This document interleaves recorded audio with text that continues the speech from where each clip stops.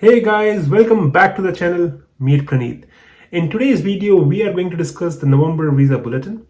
We'll discuss the key highlights of the bulletin related to the employment-based category, and we'll also cover the news that USCIS shared that EB-2 row might see retrogression, and we'll see how it will impact all the employment-based categories.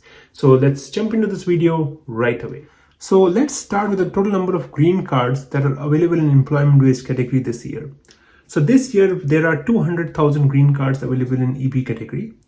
140,000 are available each year, and there is a spill of 60,000 from family-based category into the employment-based category this year. So that's a good news that there are extra 60,000 visa which can be used and utilized to kind of cut down the retrogression.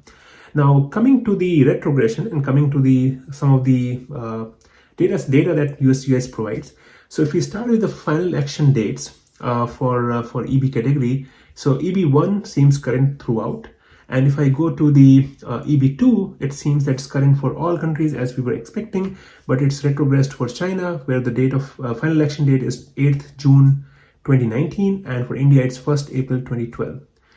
For EB3, it's current for all except for China, where the final election date is 15 June 2018, and for India it's 1st April 2012.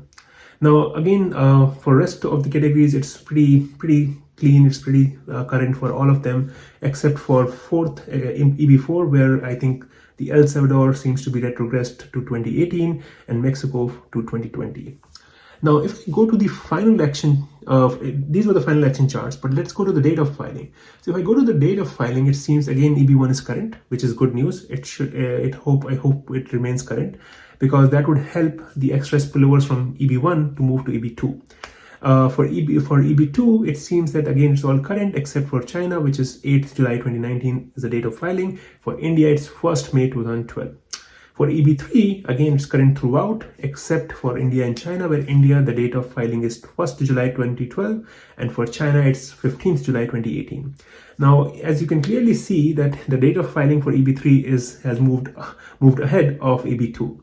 And similarly, looking at the other categories, it's pretty open, pretty current, except for like if you look at the fourth one, EB4, there is some retrogression going on in El Salvador and Mexico. Now, coming to the news that USCIS shared about EB2 second category. So what USCIS says here is that they might have to put a final action date onto the EB2 row. That means if I scroll back and I show you this particular chart, so where it says employment based, then you have all chargeability areas except those listed. So that is the rest of the world, or ROW. So they might have to put a final action date for this category in the coming visa bulletins. That means there is a high demand of EB2 in rest of the world as well.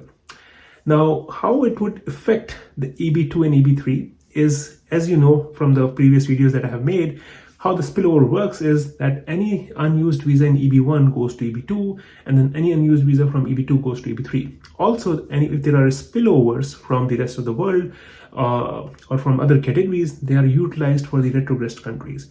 But if the spillover from the rest of the world is not there, or it's basically, let's say all of the visas that are available are used, and even ROW gets retrogressed, that would affect the number of visas available for EB2 and EB3 to be utilized. So from my understanding, right now it's current. I think USCIS is just being a little cautious here. They're trying to tell you that, well, don't have your hopes very high. It might happen that we are not able to use the spillovers this time from ROW to EB2 for retrogressed countries like India and China. So I think the whole idea of this new visa bulletin is to kind of tell that, well, USCIS is taking things slowly. I think they're still waiting to see all the numbers that will become available as the session has started. So everything started from the 1st of October. So 1st of October 2022 is the start of this fiscal year 2023.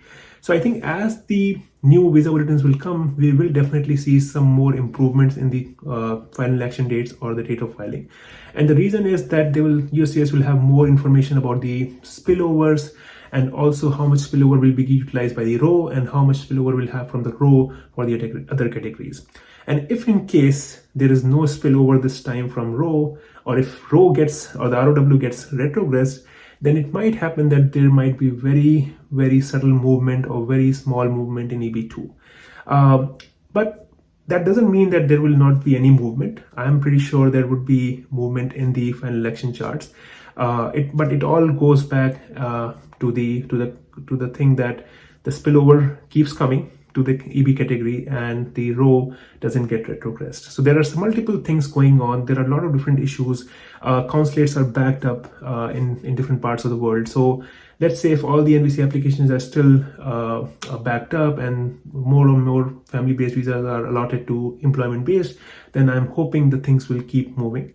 And also I think if as I discussed in the previous video, like there are sections in the INA, Immigration and Nationality Act, which allows USCIS to use extra visas without the per country limit, right? So I'm hoping that these spillovers from different categories and from row would help EB2 India move forward. But it's very uncertain. It's very difficult to say right now how much it will move. A lot of people will were asking like how much it will move, like whether it will become 2013, will it become 2014, what will happen to EB3. So right now, no one can tell this except USCIS. Even I think right now USCIS doesn't also have that information to tell us how much progress they would see.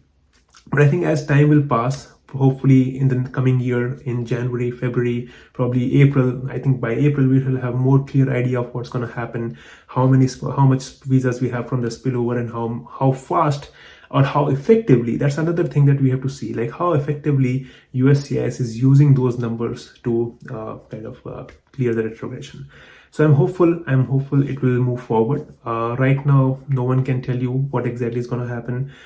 So don't get all tensed up and don't think that nothing will happen and everything will be retrogressed and you will never get your green card. That's not going to happen. It takes time. Things will definitely move forward, and I think USCIS is just being cautious and just trying to see that they have all the information in hand before making any changes to the final action or any dates of filing.